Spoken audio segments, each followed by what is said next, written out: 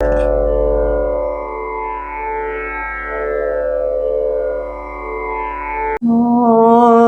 Shri Paramatmane Namaha. Atha Srimad Bhagavad Gita. Atha Shodasodhyayaha. And we go to that second shloka, that is Ahimsa Satyamakrodha Tyaga Shantira Paishunam Daya Bhudeshwalo Luptvam Mardhavam Kriya Chapalam. In this shloka, 11 values are said.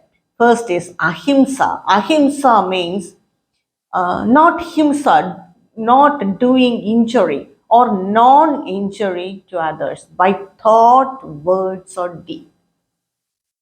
So, how is it possible? Why do we do himsa to others? I think I can combine this ahimsa and akrodha. That is also another value.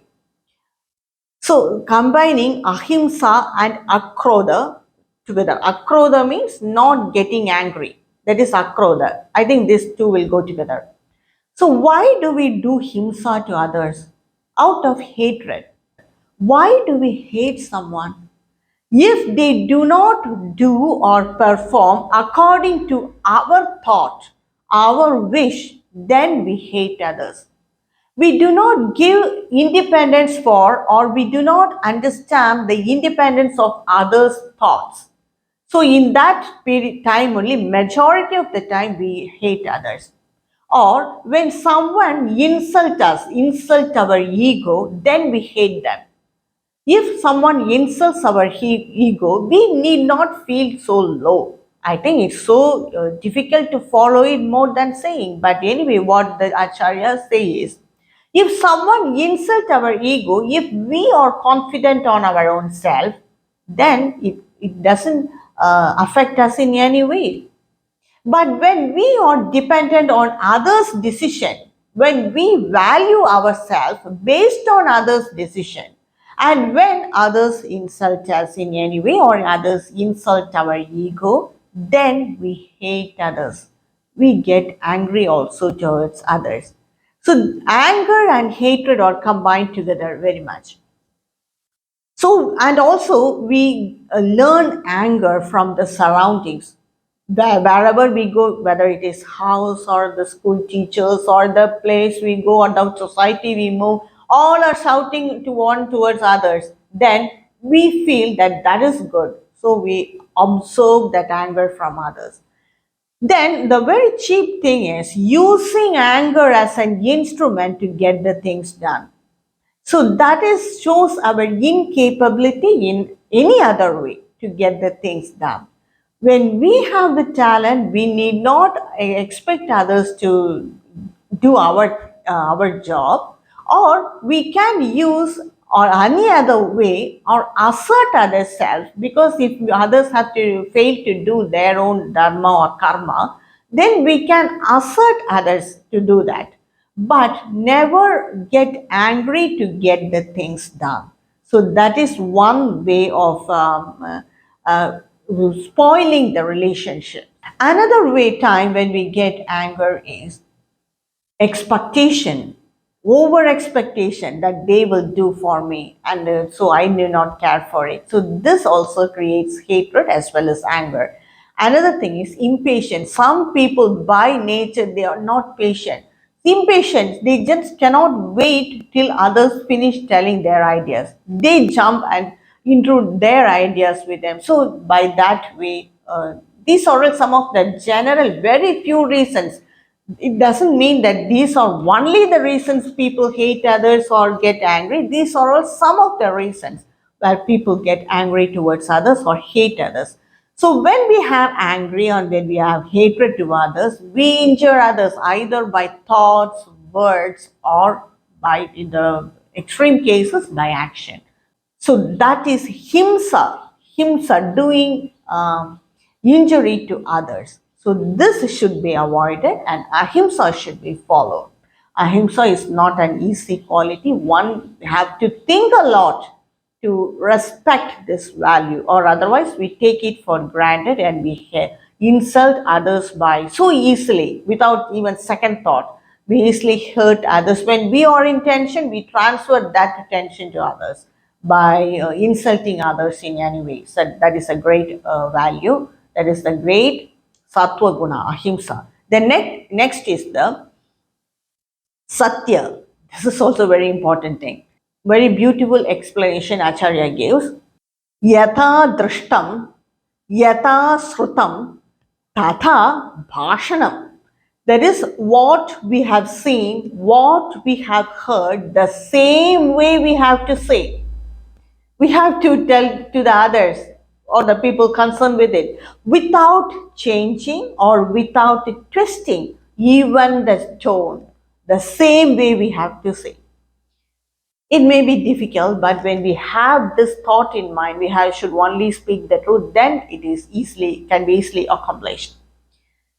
So at two places one can hide the satya. It is said in the scriptures, that is, hide, not tell asatya, but hide the satya.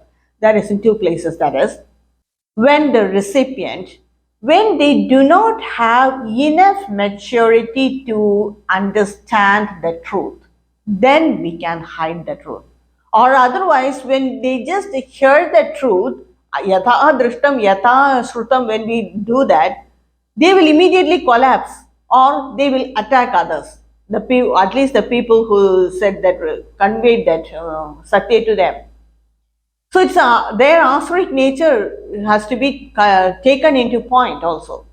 So when a person doesn't have enough maturity to digest the truth, then we can hide the truth. It is not a papa. The other time is when it disturbs, if we reveal the satya, when it disturbs the peace of mind of lot of people, then we can hide the satya. So these two permissions are given. But we should not hide the satya for our own purpose, for selfish reason, or for cheating others, or for deceiving others, or to ridicule others, anything. Should not be for even a drop of selfish reason. Then it is papa. So the attitude here is to be taken, it has to be considered more. The attitude is important more than the action. And here another point has to be taken in importance is, in the name of telling the satya or in the name of being straightforward, it is not proper to be rude or to be in an uncivilized way. Many people do that. I am telling the satya, so why should I be humble? So being humble and being soft natured, or even telling the core truth, telling it in a dignified way, in a civilized way is very important. Many people do not follow that. They just be rude because I'm telling Satya. So this Bhagavan Krishna will not support, because Bhagavan Krishna has said so many Satyas in his lifetime. He said only Satya. But he was so humble and so well-mannered, so considering the emotions of others, we have to tell the Satya. This is emotional intelligence. Taking into account the emotions of others, respecting the emotions of others, and then behaving in the way which is peaceful for that entire group. So that is Satya. So that is one daiva guna. And the next guna is tyaga. Tyaga means renunciation. Renunciation are two types, external renunciation and internal renunciation. External renunciation is to keep away, to have a distance from that object or from that person or anything. At least that is easy. To an extent we can do. But what we do, we ignore this, keep that distance from that object, and always by mind we will be attached to that object. So this is internal renunciation. What is important is internal renunciation. Some acharyas or some sannyasis, by today's modern time, they may travel in a very sophisticated car, but they are not dependent on it. They want to reach that place soon. So if they go take a local locomotive, then it is not possible. So they may use a sophisticated car. But that doesn't mean they are so much attached to it. Some are attached, but many people, they are not attached. So renunciation means internal as well as external renunciation. This is very important. One should not be forced to renounce also. If we are forced for renunciation, then it will be only momentarily tyaga for that moment, for some time, because we will be mentally attached to it. By mind, we will be attached to that object or to that person or anything. That's why in some ashramas they force renunciation. It's not at all needed. We have to understand it, understand the limitation of that subject or the limitation of that relationship, the temporary nature of this world itself, then renounce it. Then it will be permanent renunciation. When we are young, we might have played with so many dolls or so many playful objects. Do we still hold on it? Because we felt that it is enough. I have done that enough, or I might have understood the limitation of that and renounce it. This is permanent renunciation. But if we are forced to renounce it, then it is only momentarily renunciation, and it is not good for the societies also. That's why many of the sannyasis, they get bad name and they are just a menace to the society also because of this forced renunciation. One must understand the Atma Vidya, Brahma Vidya, and interest in that makes the shed of all the other things. If not, there is no hurry, no forcement from the society. There should not be any force from anywhere to renounce anything. Because it is a natural process, it will definitely happen. So we have to respect the mentality of the person also. So that is tyaga. Renunciation means it is not just leaving the objects, keeping distance from the object or any relationship by mind, by mentally. So that is a shanti, tyagaha. The next quality is shanti. When we have all this renunciation, akrodha, ahimsa, definitely shanti will come. Shanti will automatically come. It's an automatic process because tyaga itself, 90% of shanti will come.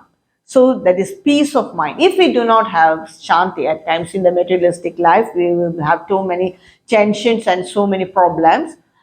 When we are not at peace of mind, then we have to repeat any mantras 101 times. This 101 times is the time taken by the mantra to settle down.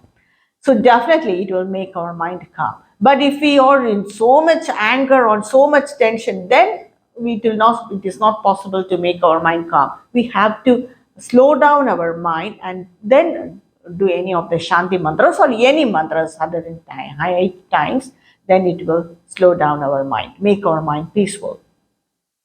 The next quality is apaishunam.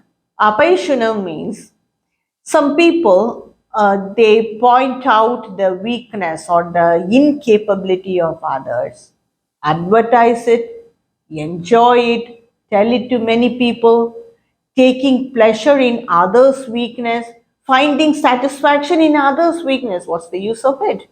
But little do they know that when we too much talk about the impurities of others or the difficulties of others, it may be, or the weakness of others, incapability of others, slowly it will affect our mind just like a virus. And by time, we will also behave that same way without our knowledge. So, apaishunam is avoiding this.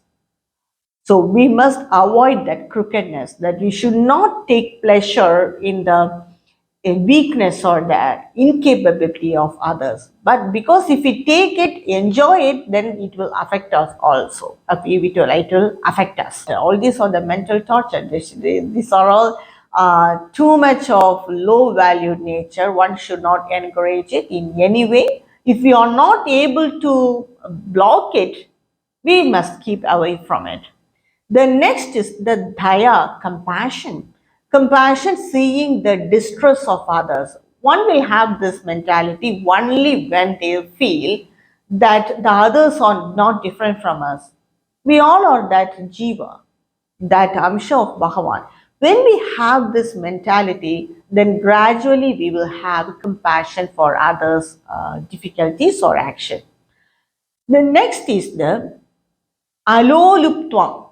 Aloluptvam means non-covetousness, that is, not affected by the sense organs, not giving place for the indriyas to affect our mind, to control our mind or control our senses. That is aloluptvam.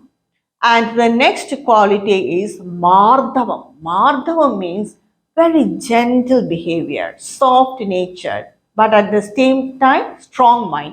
Only a person who has a very strong mind can behave in this way. So gentle, soft nature. Some people, when they have sattvic nature, they behave that way only. That will be their nature. Even when they talk, they will very gently say something. Even if they point out our mistakes in a very gently cultured way. So that gentleness is Madhava. Bhagavan Krishna has this nature. Because even when he went to Duryodhana to advise him, he didn't raise his voice or tell anything improper. Just for that right time, that right word he used. So that practice will automatically come when we understand ourselves, when we are established in ourselves. So that is Mardhava. The next quality is Hri. Hri means Vinaya, humbleness, understanding the nature of others. When we understand that I am that Atma, I am that Brahman, then automatically all this will come. Hri is that Vinaya, and finding shame in doing something opposite to what is described in the scriptures. So that is Hri.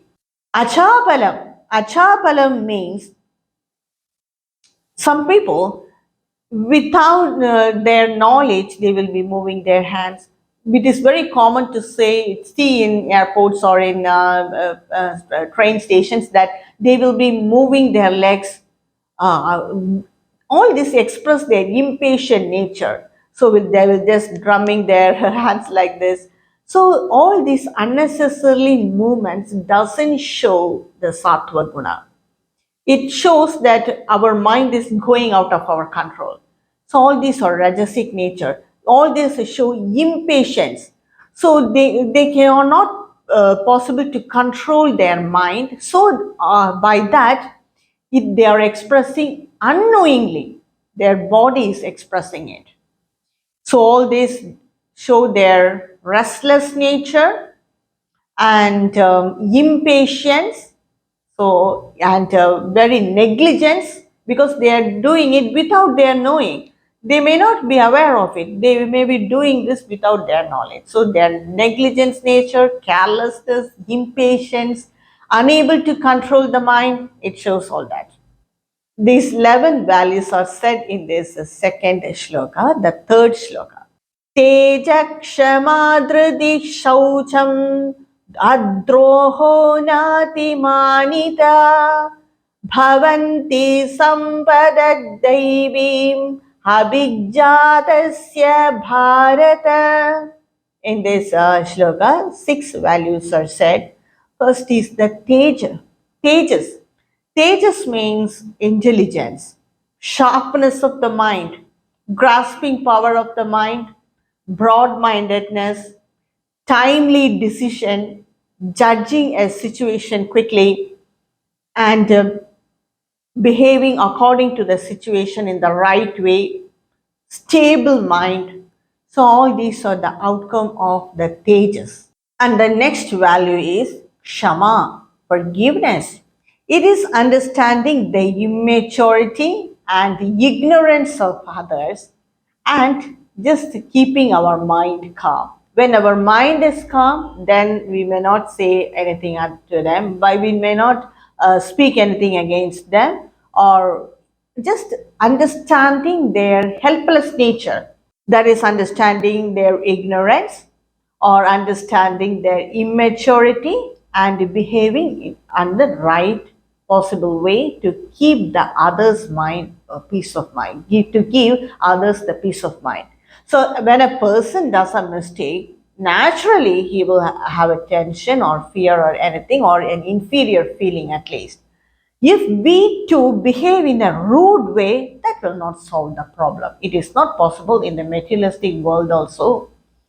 So, forgiving them by understanding their mistakes, understanding their incapability, understanding their immaturity, we have to behave in that right way. So, that is forgiveness. We need maturity, knowledge, peace of mind to react in that way. The next is the dhriti. Dhriti is willpower. That when we perform any action, whatever it may be, there will be a lot of obstacles. Understanding the obstacles and reacting to that way, steady in that time, whatever the adverse the situation it may be, that is willpower. Some people will face repeated failures, but they will not leave their karma. So that is willpower. So reacting to that situation, adverse situation, accepting the failure, we may understand the failure and come over it, but still not leaving whatever we do. Steadfast even in adverse and trying condition, that is willpower. Steadfast in whatever we do, even when there are adverse situations. So that is willpower. The next is the shaucham. Shaucham means purity. Purity, internal purity, external purity. As I said, the external purity is very easy. At least someone else will point out to us and tell us. So you have to be hygiene and you have to be clean. You're always clean. So that is external purity. Comparatively, it is easy to achieve, but internal purity, we must not have this negative thoughts. When we have negative thoughts, it will drag us down. We think that thinking negatively will help us. In no way it will help us. We have to always have positive thoughts. At least must have the intention to have positive thoughts. Then gradually we will develop positive thoughts. Only positive way of seeing the life, positive perspective is where will help us to come over our difficulties or our weakness. So that is shaucham. Adroha. Adroha is similar to ahimsa and akrodha only. Absence of hatred, not disturbing others in any way by thought, word, or deeds. Absence of desiring to injure others in any way. That is adroha. And the next quality is na atimanita. Atimanita means taking so much of pride. Manita means, atimanita means too much of pride. Too much of pride over the birth, too much of pride over the community, too much of pride over the position, our position, family status, wealth, money, our education, our beauty, our color, the complexion of our skin. Many people take pride of it. Just imagine how ignorant they are. So all these, taking pride of all things, is rajasic nature. It is not tamam. It is not sattva guna. It is rajas or tamas. So Bhagavan is telling, na atimanita.